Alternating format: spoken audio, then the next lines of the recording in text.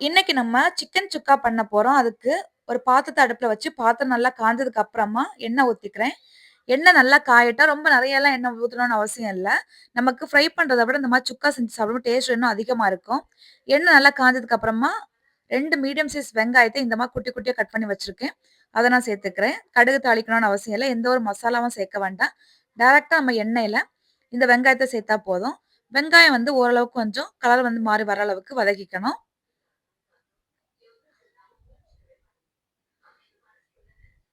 பாத்தீங்களா? இந்த அளவுக்கு வந்து கலர் சேஞ்ச் ஆயி வந்ததுக்கு அப்புறமா, நம்ம இதோட டைரக்ட்டா வந்து சிக்கன் ஆட் பண்ணிக்கலாம்.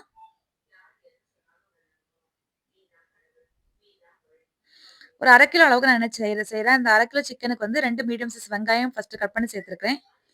இப்போ இந்த அ சிக்கன வந்து கொஞ்சம் பீசஸ் வந்து கொஞ்சம் குட்டி, குட்டி பீசஸா கட் பண்ணீங்கன்னா, நமக்கு டேஸ்ட் வந்து நல்லா மசாலா எல்லாமே நல்லா இறங்கி நல்லா டேஸ்ட்டா இருக்கும். ஏன்னா நம்ம வந்து ட்ரை ரோஸ்ட் மாரி தான் பண்ண போறோம். இப்போ இத வந்து நம்ம பெரட்டி விடும்போதே பார்த்தீங்கன்னா, சிக்கன் ஓரளவுக்கு வேக ஆரம்பிச்சுரும். நமக்கு இந்த நேரத்தில சிக்கனுக்கு தேவையான அளவுக்கு உப்பு ஆட் பண்ணிக்கலாம். உப்பு ஆட் பண்ணிட்டு நல்லா வந்து பெரட்டி விட்டுக்கோங்க.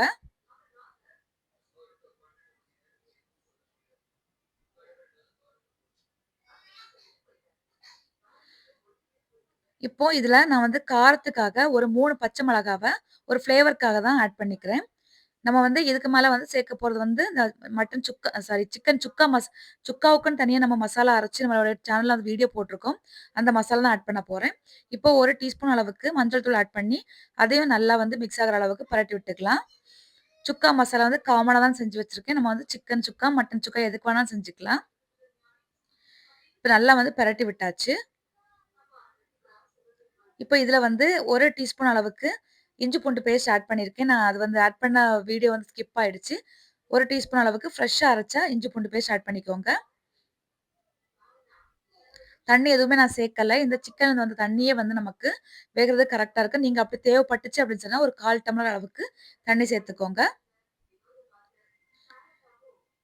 சிக்கன் பார்த்தீங்கன்னா, ஓரளவுக்கு சிக்கன் வேகுறதுக்கு ரொம்ப டைம் ஆகாது. நாட்டுக்கோழி சிக்கனா இருந்தா தான் ரொம்ப டைம் ஆகும். ஆனா, இந்த சுக்கா வந்து நீங்க நாட்டுக்கோழில செஞ்சீங்கன்னா ரொம்ப டேஸ்ட் நல்லாருக்கும்.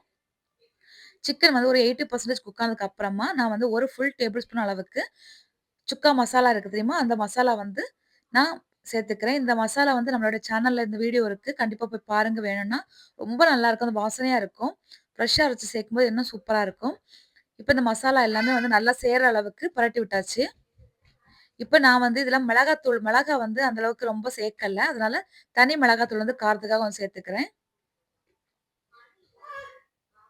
சேர்த்துட்டு நீங்க காரத்துக்கு அட்ஜஸ்ட் பண்ணிக்கோங்க. பெப்பர் எது வேணாலும் சேர்த்துக்கோங்க. நம்ம ஆல்ரெடி வந்து சுக்கால வந்து எல்லாமே சேர்த்துருக்கோம்.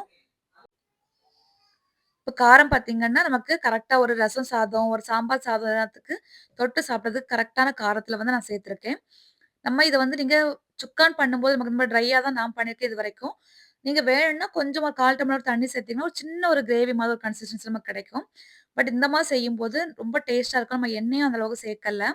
ஃப்ரை பண்றத விட இந்த மாரி சேர்க்கும்போது, அந்த மசாலாக்கள் எல்லாமே உடம்புக்கும் ரொம்ப நல்லது. பட்டை, கிராம்பு, ஏலக்காய் இது எல்லாமே நம்ம வறுத்து சேர்த்துருக்கிறதுனால, அது ரொம்ப உடம்புக்கும் நல்லது. டேஸ்ட் வைஸ் பார்த்தீங்கன்னா, ஃப்ரை பண்றத விட டேஸ்ட் அட்டகாசமா இருக்கும். இதோட கடைசியா வந்து நம்ம சேர்க்கக்கூடிய இந்த ஆனியன் தான் இதுக்கு டேஸ்ட்ட வந்து அதிகப்படுத்தி குடுக்குறது. நம்ம அடுப்ப வந்து ஆஃப் பண்ணிட்டு, ஒரு கைப்பிடி நெறைய நமக்கு இந்த ரோஸ்ட் பண்ணது வந்து போதும் அப்படின்னு நினைக்கும்போது, அடுப்ப ஆஃப் பண்ணிக்கோங்க.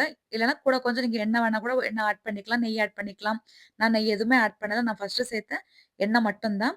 அடுப்ப ஆஃப் பண்ணிட்டு ஒரு கைப்பிடி நெறைய வெங்காயத்த நீள வாக்குல இந்த மாரி கொஞ்சம் வண்ணமாவே கட் பண்ணிக்கோங்க. ரொம்ப தின்னா கட் பண்ண வேண்டாம். கொஞ்சம் வண்ணமா கட் பண்ணி, அடுப்ப ஆஃப் பண்ணதுக்கு அப்புறமா சேர்த்து கிளறி விட்டுக்கோங்க.